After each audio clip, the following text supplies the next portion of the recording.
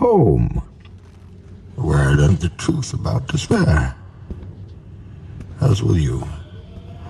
There's a reason why this prison is the worst hell on earth. Hope. Every man who was rotted here over the centuries has looked up to the light and imagined climbing to freedom. So easy. So simple. And like shipwrecked men turning to seawater from uncontrollable thirst. Many have died trying. Told y'all last week. Did you hear what he said? Did you catch the gist of what he was trying to deliver to Bruce? I quoted that last week. There's a reason it's the worst hell on earth. There is no true hope without despair. They gotta give you hope. That's how they keep you on the line. That's how they keep you hooked. That's what the CFP committee is doing. Appreciate y'all tuning in to another episode of the Somebody Said Kane show. I am Breeze, a member of the Somebody Said podcast that records every Monday night at 9 p.m. talking everything football, all college football, all NFL. This show, this one specifically, this one right here, this is about Miami Hurricanes football solely. So we got some new CFP rankings. I'm going to talk about those, talk about the ACC, clown activity, all clown conference. I'm also going to talk about the Pitt game. I want to end things on a good note. I want to end things on something positive. So I'm going to get my gripes out the way. I'm going to talk CFP. I'm going to talk ACC. And then I'm going to get into talking about this Pitt game. But I appreciate everybody tuning in. Please hit the like. Please hit the subscribe. It doesn't do anything bad to you. You won't get spam mail. It won't cost you nothing. It literally just helps me out. Again, got to get to 100 subs. And then once I get to 100 subs, I can do live shows. We can do watch parties and all type of other really dope things. But I can't do those things until I get to those subs. Appreciate everybody who's been jumping in the comments on the videos, having conversation with me, going back and forth. Even if you hate Miami, appreciate you tuning in. Appreciate you leaving them comments. Let's chop it up. We can troll and we can make jokes and we can have fun with it because that's what it's really all about. So appreciate y'all tuning in. All right, cool. Now that we got that stuff out the way, let's go ahead and talk about these latest CFP rankings because they did it again. They did exactly what I thought they were going to do, and that is not put Miami over Notre Dame. This is the rankings that literally came out tonight. This is a fresh reaction. It is currently 11:15 p.m. here in Florida. I took a minute to kind of let it stew. I took a second to kind of let the emotions subside. I got some tea going, with some honey and some lemon. I needed to gather my thoughts. I didn't do a Sunday show to talk about the Pitt game because I wanted to wait till these came out because I was ready to talk about the tomfoolery. So these are the latest rankings. Not a whole lot has changed. Texas A&M fell back after losing to Texas. Ole Miss moves forward, though losing their coach and most of the offensive staff. Whatever. Alabama moves forward after barely beating a 5-7 Auburn. Part of the Fugazi. Miami is at 12 behind BYU. Notre Dame is at 10. So I expected this to happen. I came on here last week and I tried to tell y'all they do not want Miami in this playoff. And honestly, we can stop calling it a playoff. It's an invitational. They invite the teams that they want in there. And then they just make excuses. They make up reasons. They make up stuff to say why they do the things that they did. For instance, Alabama, as I mentioned, barely beat a 5-7 Auburn team. And Alabama moved up in the rankings. And when they were asked about it, they said it was a gutsy fourth down call and some nonsense that happened in the first half. Who cares?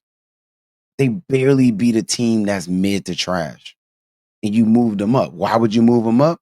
Well, you move them up to protect them in the SEC championship game. So Alabama's going to play Georgia for the SEC championship. And if Alabama loses, well, now you just created a little buffer room to not drop them out of the top 10 because they would not get a automatic bid if they were to lose that game they would have to get an at-large bid. Well, the 11th and 12th spot, as I mentioned last week, are going to go to conference champions. Looking like it could be Tulane, could be JMU. I think it could be North Texas, whatever.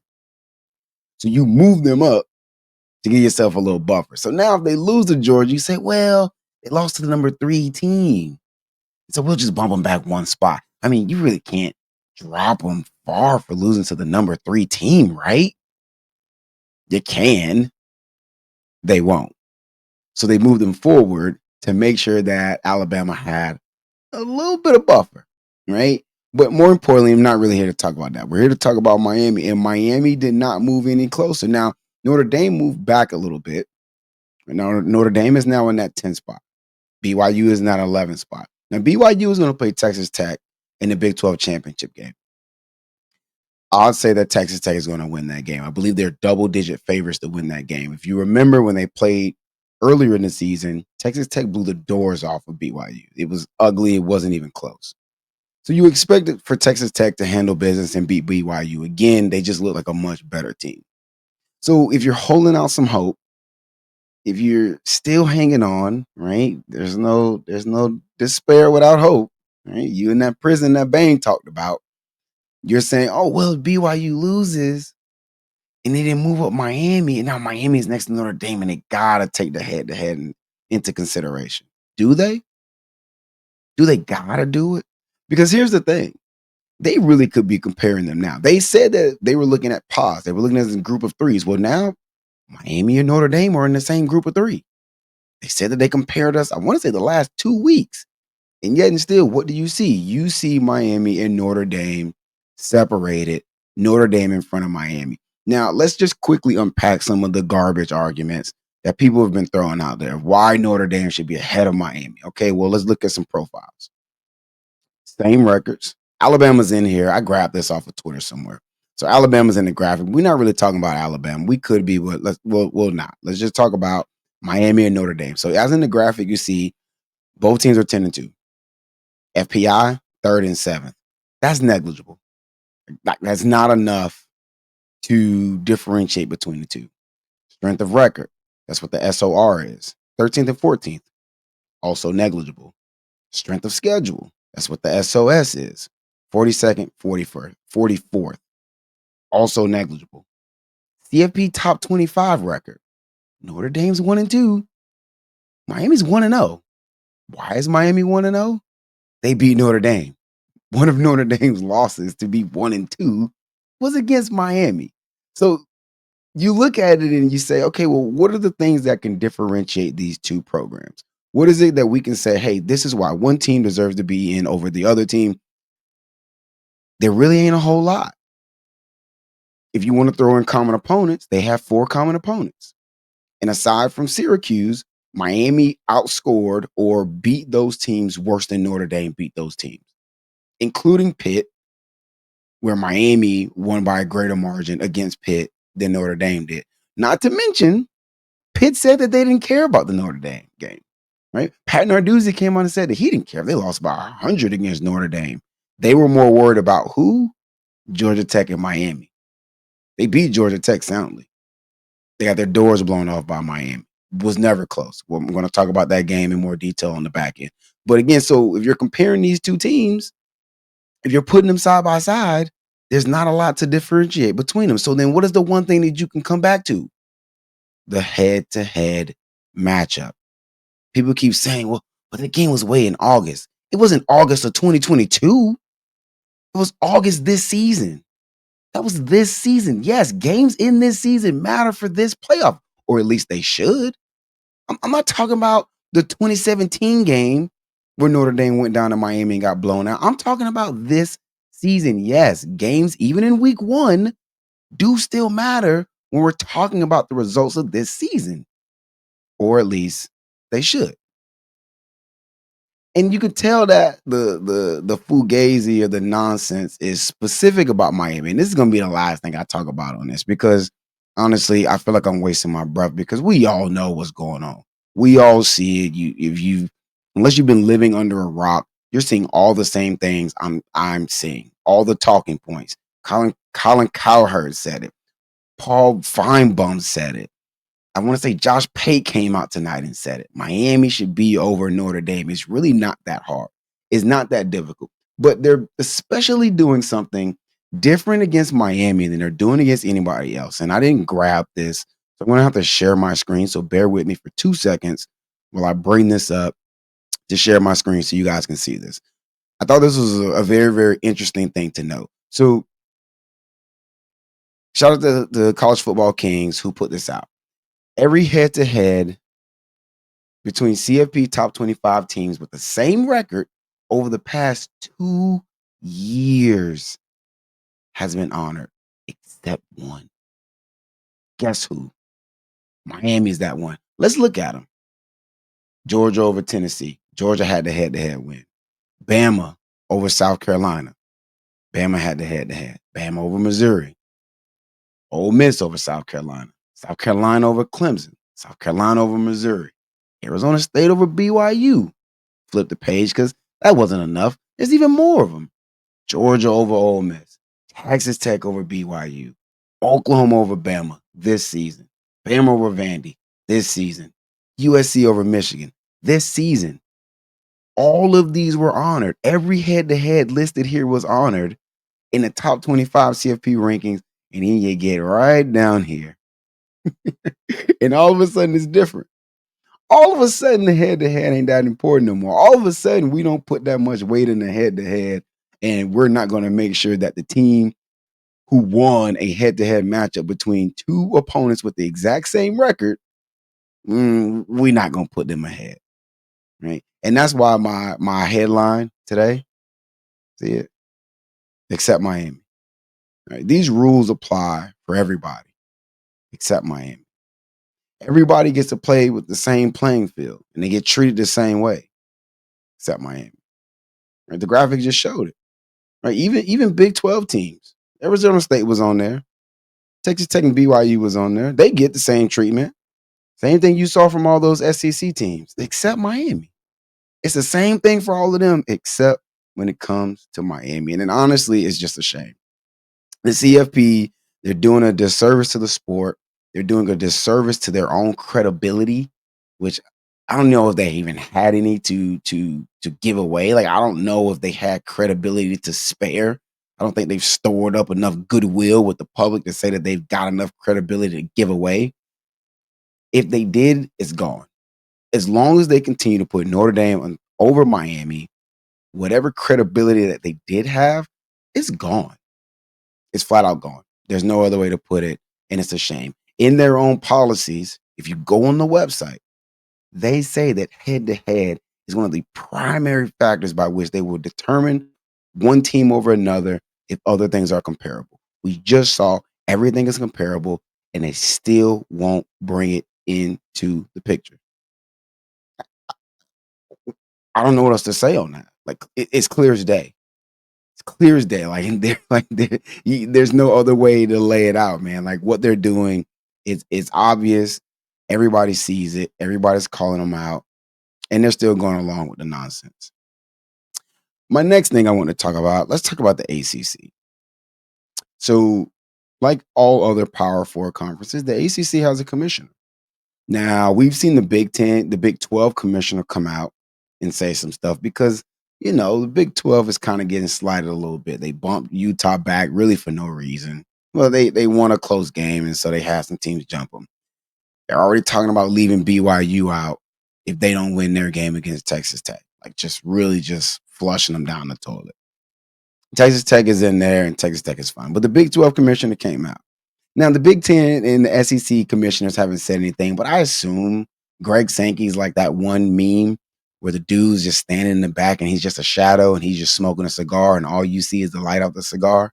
I feel like that's Greg Sankey. Anytime committee members are getting together, he's daring them to try him, daring him to try his conference because they're afraid of the SEC.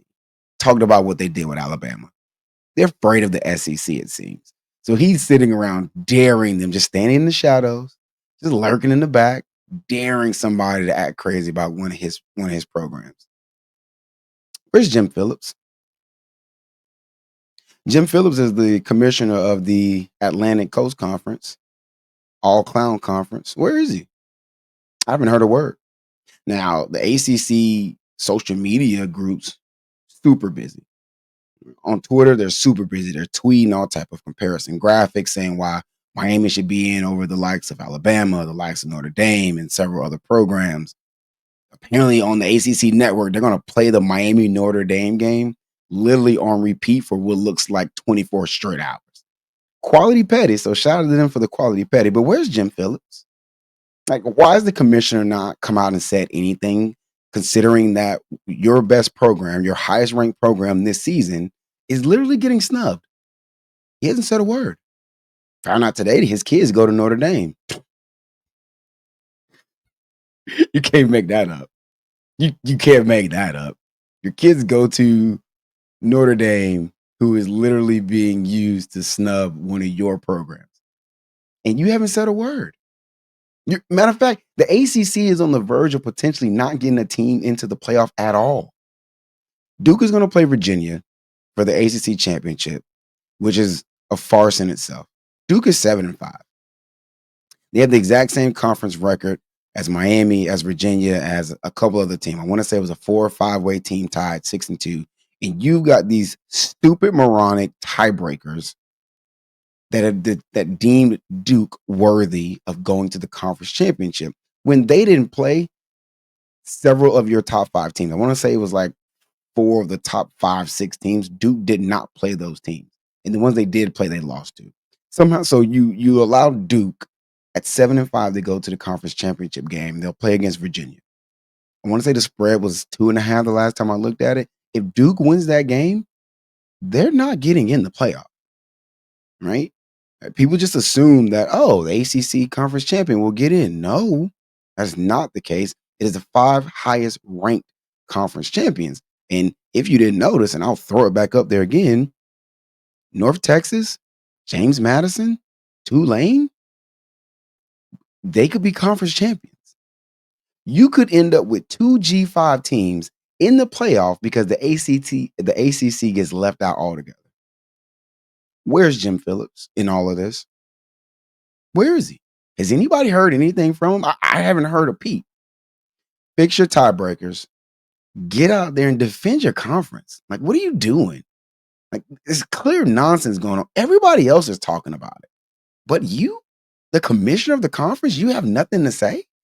Like, come on, man. Like, Florida State and Clemson went on tirades a couple of seasons ago about how they needed to get out of the ACC.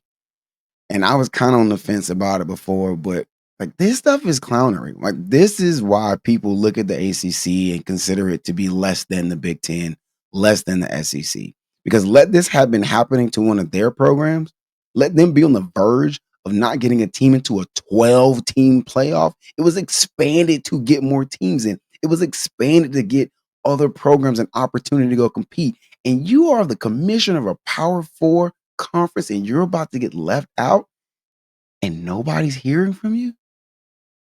You're not causing a scene? Come on, man. Come on, man. What are we doing? What are we doing? Why are random people who have no affiliation to Miami, to your conference, doing more litigating, doing more arguing than you? Politicians are getting involved. I saw a video of Marco Rubio and Donald Trump, of all people, talking about Miami should get in the playoff. Everybody but the commissioner is talking about this. I've never seen anything like it. I don't know how to make any sense of it. That is absolutely ridiculous. Somebody find Jim Phillips, put out an APB, put him on the milk carton. I need to get the emergency alert to my phone by the end of the night. Somebody looking for Jim Phillips because he's missing. He's missing. Find him. I said I want to end this on a good note. I try to keep these episodes to about 30 minutes. We're 20 minutes in. I felt like I've griped and I've ranted. Let's end this on something positive because I really, really enjoyed the game Saturday night. Miami went up to Pitt, 30-degree weather, and literally dominated the Pittsburgh Panthers, a ranked opponent who had everything to play for. Right? This was not a Pitt team that was a 3-4 win team, out of bowl eligibility, really had nothing left for them to go and accomplished aside from playing spoiler for a Miami team. This is a Pitt team that, if they won, had a shot at going to the ACC championship game as a ranked member or a ranked, program. And if they were to win that game, then they probably would have been guaranteed a spot in the college football playoff. They were ranked ahead of the likes of North Texas and Tulane and James Madison last week. So they had a lot to play for. So this was not a Pittsburgh team that was laying down by any means. They had a lot to play for. And Miami literally went out there and put it on. Again, 38-7. Really was a dominant win. Pitt went out, they scored on their first drive. That was it. Never scored again. You blanked them. You held them to 7 points. Like, that is impressive. Like, we cannot blow our nose at that. We cannot sneeze at that. I was very, very proud. I got several texts from other Canes fans that I'm pretty cool with saying the same thing. Like, how do you feel about this? Like, I'm proud of this game. I'm proud of what we saw from them. Because remember all the narratives. And I've perpetuated some of them myself. So I got to be honest. Okay, we can't play in the cold. Or Miami, they talked about it on ESPN last week, how many games we played outside the state of Florida. Or Miami can't close season strong. You put a number of things to bed with that dominant performance. And literally, it was dominant from beginning to end. The game was never in question. People are trying to throw out that we stat padded at the end. Here's the thing that those people are missing, and that's how I know people don't watch the games. If somebody tells you that Miami stat padded against Pitt by throwing that final touchdown to CJ Daniels, they didn't watch the game. Because the only reason we threw that fade ball to CJ Daniels was because Pitt called a timeout. And if you listen to Mario, he said it. He's like, they were killing clock. They called a timeout. We're not having that. Not having it. Nah. So if you wanna keep the game going, fine then. I'm gonna go score on you again. And that even wasn't our last possession. People are, it was the last possession. It was a heave at the end of the game. No, it wasn't. We got the ball again. It wasn't the last possession. It was just the last possession we scored on, and we scored on almost all our possessions. But that wasn't the last one. So I'm not hearing that either. Right? People telling themselves about not watching the game. Steve Sarkisian, I'm talking to you. Steve Sarkisian talking about how we running up the score at the end. No, watch the game. They called a timeout. So fine. You want to call a timeout because you think the game's not over? You want to extend the game? Well, let's keep playing some football. Here's another 7 on your head. It's not our fault. That's their fault. So blame Pitt for Miami running up the score, for throwing another touchdown there at the end of the game. If they wouldn't have called a timeout, we would have ran the ball out, probably punted or whatever. Game would have been over. Well, put that on them, man. Let's get into my 3 stars because I really do like this. I enjoy kind of showing or spotlighting some guys. I do want to say that I've got a couple honorable mentions before I get into my 3 stars because I thought several guys had some really, really good games. Several beyond the 3 stars had some really good games, and I feel like they deserve a shout out. So first of all, shout out to Ahmad Moten. I thought Ahmad played a really good game. First play of the game, he got a sack. He was a problem in the middle. He's battled through some injuries. He's gotten himself healthy. He can go back to being a contributor.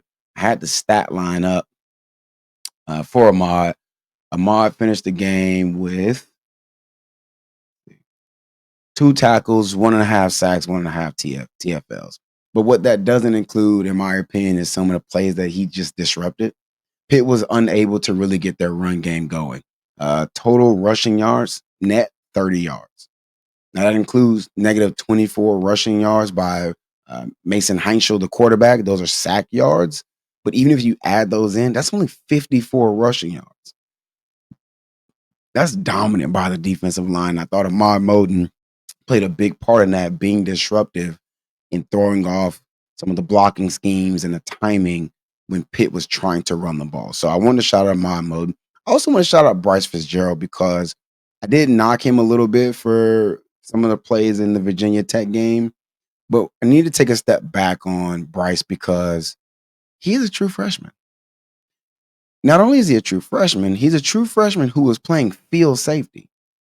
Right? We had him playing to the field. We had him playing center field and, hey, just don't let nothing get behind you. Hey, if they throw the ball up, go get it. And then we moved him to starting nickel.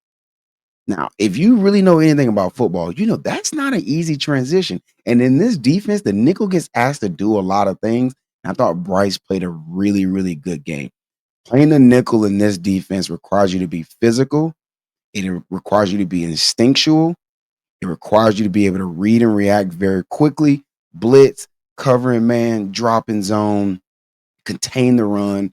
And I thought Bryce did a really good job of those things, especially considering he's a true freshman and considering that that is not his natural position, or at least it's not the position he has been playing for this team. So big shout out to Bryce Fitzgerald. He didn't make my 3 stars, but I wanted to make sure that I shouted him out as well. Also, shout out to CJ Daniels being back and going out and catching a touchdown. All right, let's get into these 3 stars. My number 3 star, if you don't recall, I'm stealing this from the NHL. Number 1 star goes to essentially your player of the game. Then you got your 2nd star, you got your 3rd star. So my number 3 star for this game, Ruben Hurricane Bang. Ruben, along with Ahmad Moden and some of the other guys on that defensive line, was just an absolute force. He was an absolute problem out there. From a stat perspective, he finished with 5 tackles, 1.5 sacks, 1.5 TFLs. That doesn't include some of the pressures he caused.